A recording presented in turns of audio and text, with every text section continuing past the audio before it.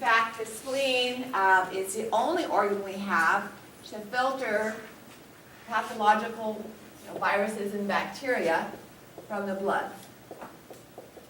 We do that with lymph nodes and the tonsils for tissue fluid, but if there's any bacteria in the blood, the spleen is the one that exposes it to lymphocytes and allows for their destruction.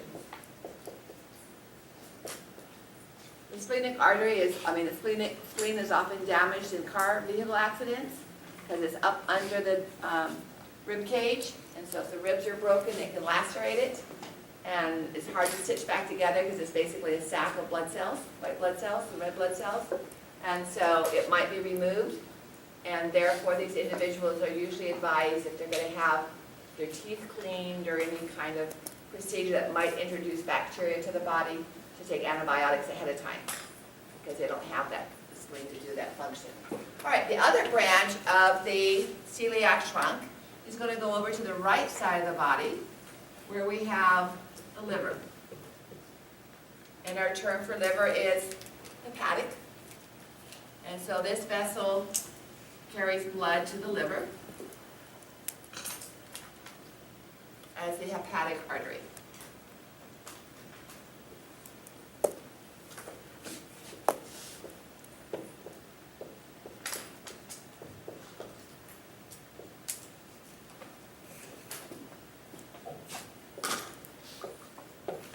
When we get to the digestive system, there are several branches. It's actually the common hepatic artery. It's off several branches and becomes the hepatic artery proper. But when we get to the digestive system, we're going to come back and visit the celiac trunk. There are branches off of the hepatic that go to the stomach. There's branches off the spleen that go to the stomach. So we're going to add 2 or 3 more vessels to this region. I'm just not going to worry about it now. Okay? So celiac trunk supplies stomach and spleen and hepatic vessels by the appropriate name. Just as a precursor, we haven't done the portal system yet, but based on what you might know, is the hepatic artery going to be going to the liver? Is the hepatic artery going to be rich in lipids, amino acids, or glucose, or all 3? All 3. This is not something I test you on in a couple of weeks or so. It's actually lipids. Well, you'll realize this when we do the venous discussion, because thinking back to the baby, the fetus, where is it getting its nutrients? From the mom. And what's the blood vessel that's carrying blood from the mom, the baby's blood after it's been to the placenta, and picked up oxygen and nutrients from the mom? That vessel is going back to the heart, so it's called the umbilical vein. And as we'll see next week, it goes to the liver first before it goes anywhere else in the body. And the liver gets the highest concentration of oxygen and amino acids and glucose and lipids. And then the rest of it goes to the heart and gets pumped to the rest of the body. Now, we have a similar distribution coming from our digestive tract, from our small intestine. Those vessels also, after they've picked up amino acids and glucose, go to the liver first. And the liver gets first dibs. It stores excess glucose. It makes most of our protein, so it gets first dibs at those amino acids before they go back to the right atrium via the inferior vena cava. However, lipids do not go to the liver first. Anybody have an idea why? It's kind of obscure. They dump into right near the heart from Yes. the small intestines, if I remember correctly. Why don't they go into the capillaries and into the vein to the liver? Because they're large molecules? They end up being large. Anybody know why? And we're kind of straying away from cardiovascular system here for a bit, but lipids are oils. Oils are lipids. Triglycerides are lipids. Is that soluble in the water of the blood? No. No. So we coat them with a charged protein coat, LDLs and VLDLs and HDLs. Those are high-density lipoproteins, low-density lipoproteins. that makes them too large to pass into the capillary. So they go into part of the lymphatic system. And that dumps it directly up into the subclavian vein, which goes to the heart, which gets pumped out the arteries. So we kind of split that. So the hepatic artery ends up being very rich in lipids, but the liver gets its amino acids and glucose via the venous system. So we won't get to that part of the venous system today, but I'll remind you of that when we do it next week. It's an interesting combination, but yet switch from the fetal system. All right, so inferior phrenic to the diaphragm, celiac trunk with 3 branches, left gastric, splenic, and hepatic. Notice how you can identify these by the organ they go to. All right, so if you see it going off to the spleen, it's not going to be the hepatic artery. The spleen is on the left side, the hepatic artery is on the right, and the liver is on the right. So even if you see a branch of this and it's heading to the left side of the body, it's going to be either the stomach or the spleen. It's not going to be the liver because it's going to go to the right side. It's going to go to the liver. Most of us have the liver on the right side of our body. Okay, dropping down, the next vessel does also go to the right side for a particular reason. It's a very long vessel. It can end up being over 20 feet long. It's Intestines? supplying the small intestines and 2/3 of the large intestines. Do you remember what we defined a mesentery as when we were doing reproductive system? It's the dual layer of, Double layer of peritoneum. So we saw that double layer when it was suspended from the oviduct, the mesosalpinx.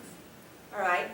So a similar double layer suspends the 20 to 21 feet of small intestine from the posterior abdominal wall. It's like taking an anaconda, one of those big long snakes from the Amazon River, and putting a sheet, laying it on a long sheet, lifting the 2 edges up, and that snake is along the bottom. And those 2 pieces of sheet that you're carrying the snake by create a mesentery. So the arteries, to get to the intestines, have to travel between those 2 layers. They're traveling between the mesentery. And so this vessel is called a mesenteric artery. We have a superior and an inferior mesenteric arteries. Is my number 36 for that? superior mesenteric. The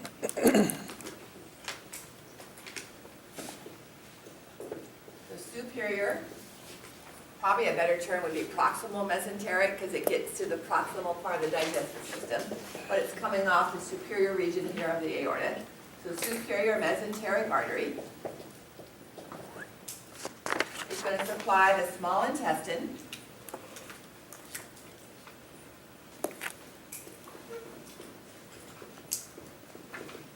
which is almost 21 feet in length. And the reason it goes over to the right is because it also supplies the ascending and transverse colon. The superior mesenteric artery is going to go off to the right, whereas the inferior is going to go off to the left because it supplies the descending colon. It's on the left side of the body.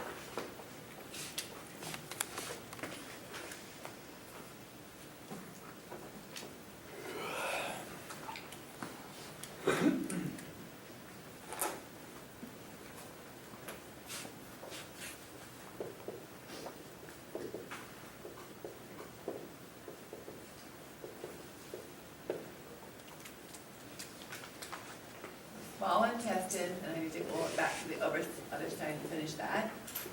Ascending and transverse colon, or large intestine.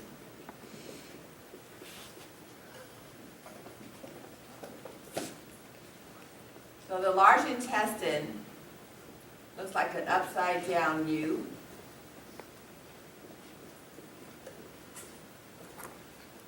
So it goes up in this shape.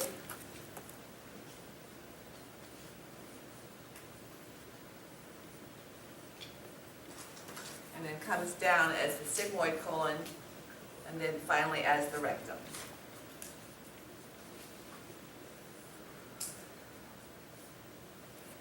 So this is supplying ascending and transverse colons, and then we'll have another vessel that supplies the descending colon. Next major organ are the kidneys. We have, noticed that these vessels, except for the inferior phrenic, the vessels we've talked about so far are single vessels. So we only have one stomach, we only have one liver, we only have one spleen, and so on. So these are not paired. We have two upper limbs, so we have two brachial arteries and two radial and ulnar arteries. But for these organs, we only have one. For the kidneys, however, those are paired.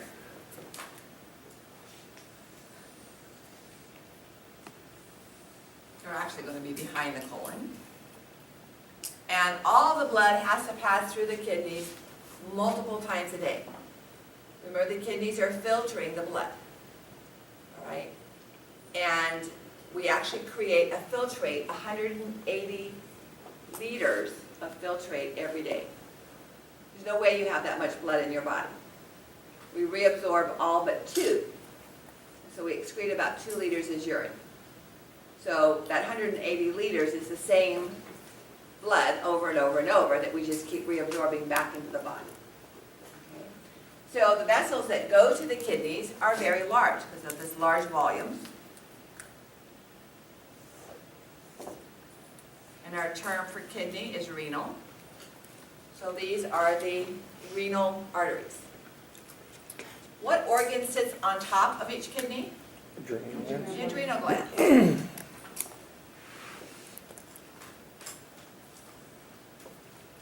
And they're an endocrine organ. So they need a lot of blood supply as well as a lot of blood drainage. And they each get 3 vessels called the superior and the middle and the inferior adrenal or suprarenal vessels.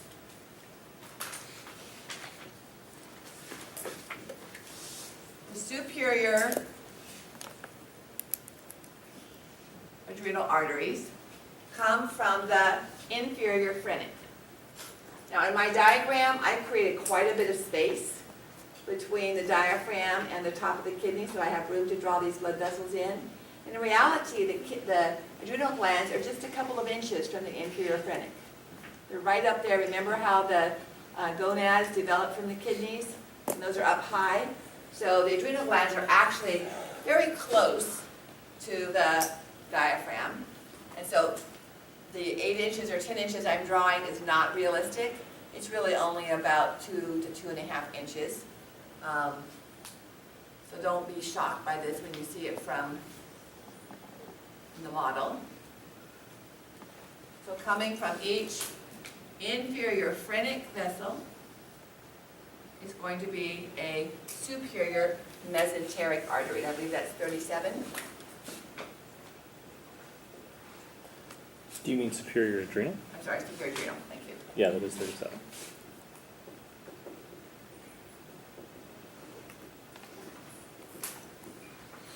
So a lecture type question on this would be the superior adrenal artery is a branch of which of the following?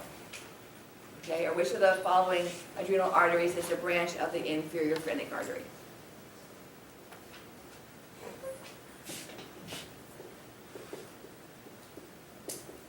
Again, you can say adrenal or suprarenal.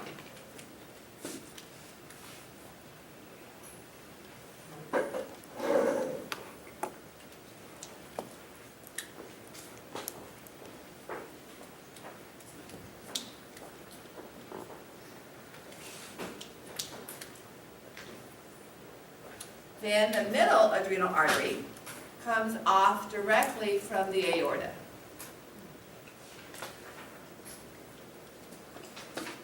Coming from the aorta over to the adrenal gland, we have the middle adrenal artery.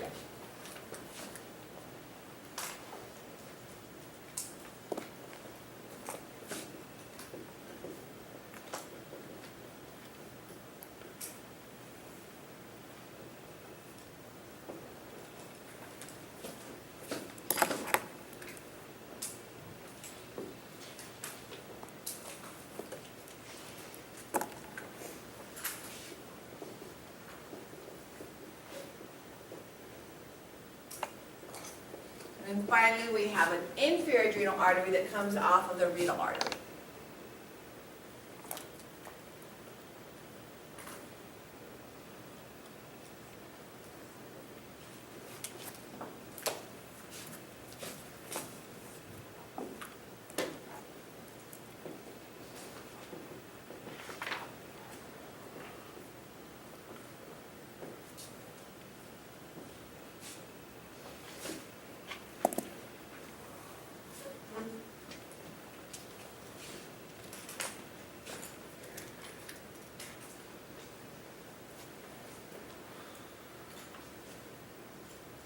Again, all these blood vessels because of the endocrine function of these organs.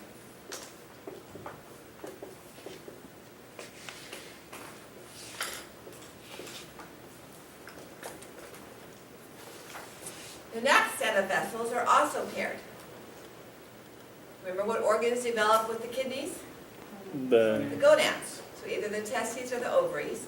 They're not found this high, they're found down in the pelvis or in the scrotal sac, but they develop up this high. So that's the origin of their blood supply. And so, coming from kind of the anterior surface, we're going to have very small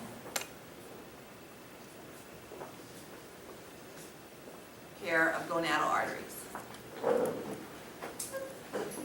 And if you don't know if they're male or female, you can just call them gonadal instead of ovarian or testicular.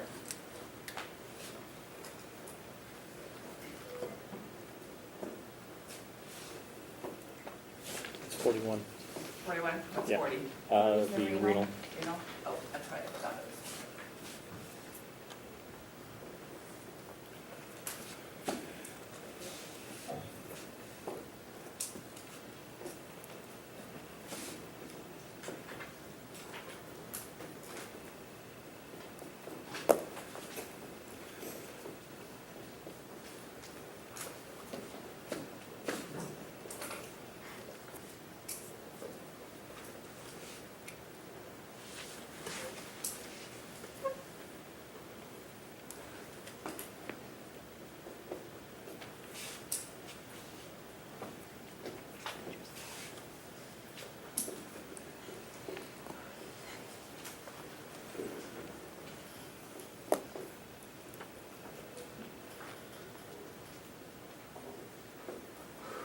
All right, we have only one major vessel left and then a whole bunch of little ones on the back side.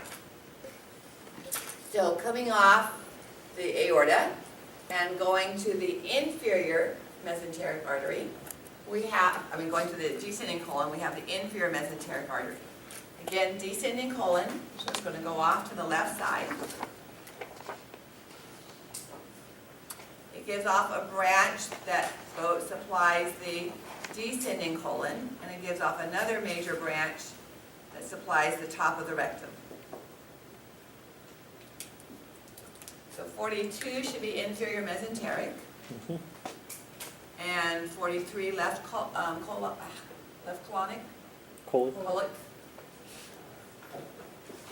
and 44 superior rectal.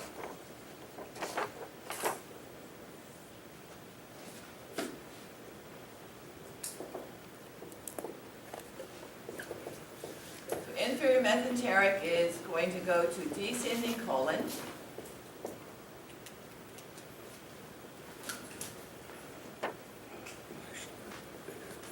And upper part of the rectum via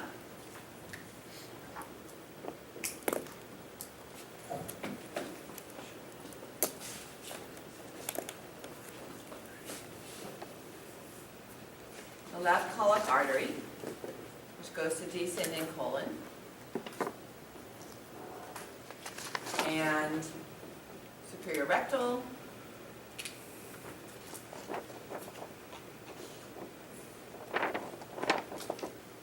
which goes to the top of the rectum.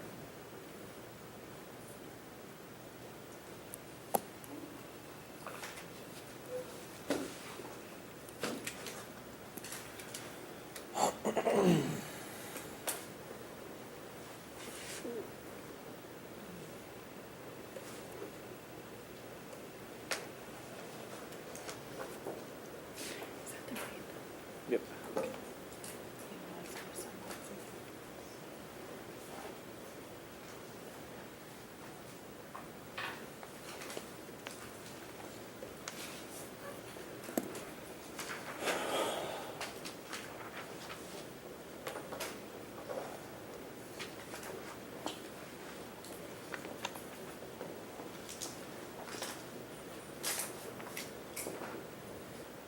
Now, the superior mesenteric does have branches that say right colic and middle colic.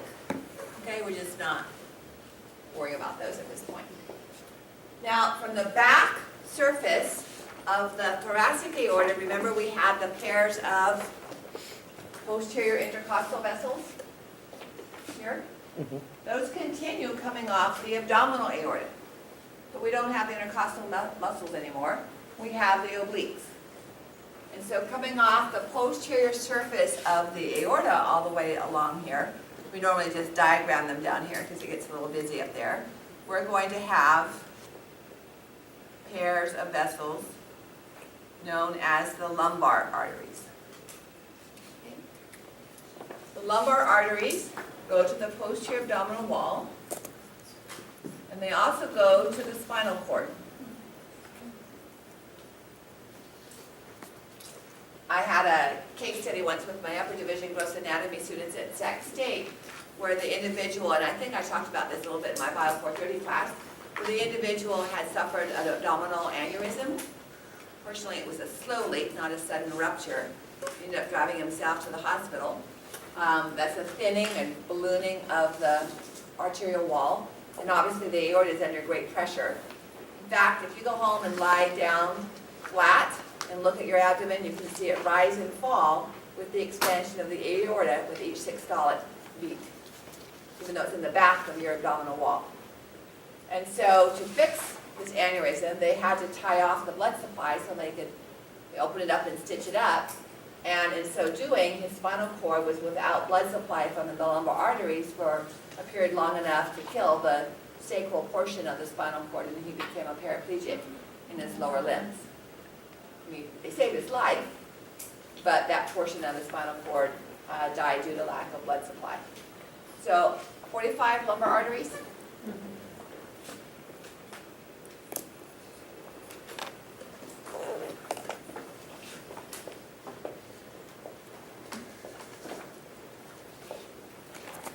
What year was that exactly? What year? Yeah, around. I don't know when it happened. The case study, when I taught the class, would have been around 2000. So it was printed and published in the textbook at that time. Okay, so these are our paths through the muscles of the deep back, and around the sides of the obliques, as well as sending branches to the spinal cord. Okay, so let's, we have just the lower limb to do, but let's stop here for a moment. So if I had a tracing problem for you to do, and I said trace a drop of blood to the descending colon, first part's pretty easy. We don't have that many blood vessels to go through. So it's ascending aorta to abdominal aorta to thoracic aorta to abdominal aorta, and now we're going to the, did I say descending colon? No. We take the inferior mesenteric artery and left colon artery. Even though I put all those out there, we're going to bypass every single one of them unless we're going to that particular organ. So probably what's going to take more time is to learn in which order you get to them, all right, as far as identifying them, and as far as tracing the pathway, you're only concerned about the one that goes to the organ that you're identifying. Now for the hepatic artery, if you're going to try to get to the liver, you go to the abdominal aorta, the celiac trunk, because the hepatic artery doesn't come directly off of the abdominal aorta. So for the liver, the spleen, and the stomach, you have to remember to put that celiac trunk in there, because it's not going to have a direct blood supply.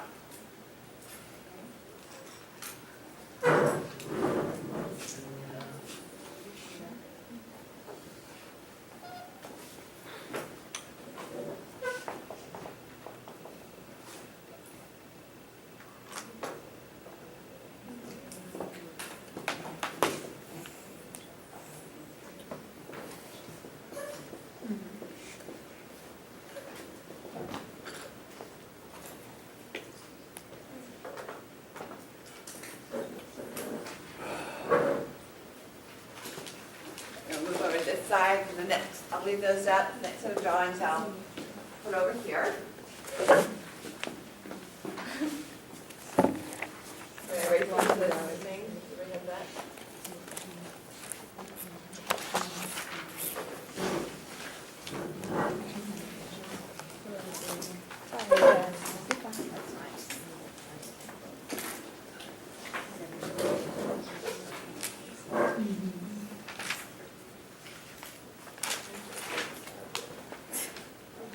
What's that? This just looks like looking to see if I have a chart.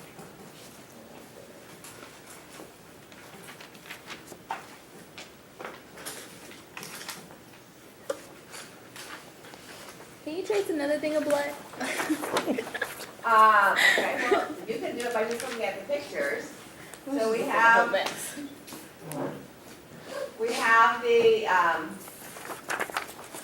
let's go to the adrenal gland. Okay, now if I don't give you very many spaces, we could go, well, we have to, so if let's say I don't give you very many lines to write on, your choices would be abdominal aorta to superior phrenic, to inferior phrenic to superior adrenal. It takes 2 lines off of the abdominal aorta. It also takes 2 lines if you go abdominal aorta to renal arteries to inferior phrenic. So if I gave you those 2 lines, either one would be correct. If I gave you just 1 line, you would have to go abdominal aorta to middle adrenal. Okay? And also depending on how many lines shows which one you want. Yeah. If you're trying to take, if I only give you 1 line and you're trying to take inferior phrenic to superior adrenal, it's not going to work. So you're like, okay, what am I doing wrong here? What's the quickest route that I can use to get to the adrenal gland? Even though it looks complicated as far as the tracing pathway is concerned, it's pretty straightforward. Because except for the celiac trunk and a couple of the adrenal glands, the names of the vessels go directly to the organ. So you get to the abdominal aorta and then you just take the renal artery to the kidney or the superior mesenteric artery to the small intestine. Okay? So it's not too complicated. It looks complicated, all right? But even in identification, you are looking at the organ, so you'll be able to see, for the most part, it's going to the right side or the left side, or you can actually see the organ that it's going to. Okay, our abdominal aorta ends by giving off 2 branches. There's a tiny little tail of a vessel right here that runs down the anterior surface of the sacrum, identified as the middle sacral artery. I'm just going to write that in.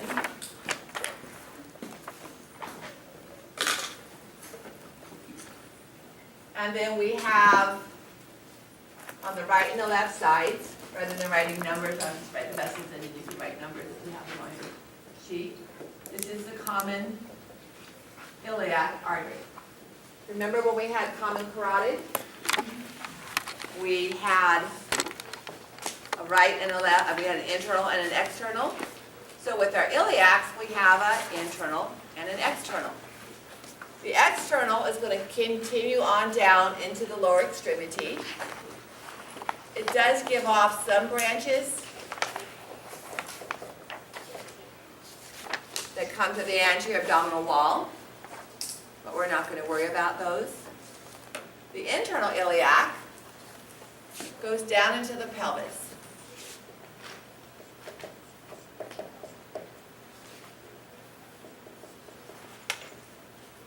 And the internal iliac gives off a vessel that you're already familiar with, the obturator artery. Remember, it's the artery, vein, and nerve are the only structures that pass through the largest opening in the body, the obturator foramen. So we're going to have the obturator artery coming off and going through the obturator foramen. And then we have another vessel coming off that goes to the back, that goes to the gluteal muscles.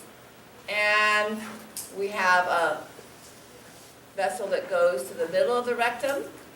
And then we have a vessel that supplies the bottom of the rectum. So let me just name these here. Obturator foramen. Sorry, obturator artery. Going to the middle rectum. Big surprise, middle rectal artery. We don't have these in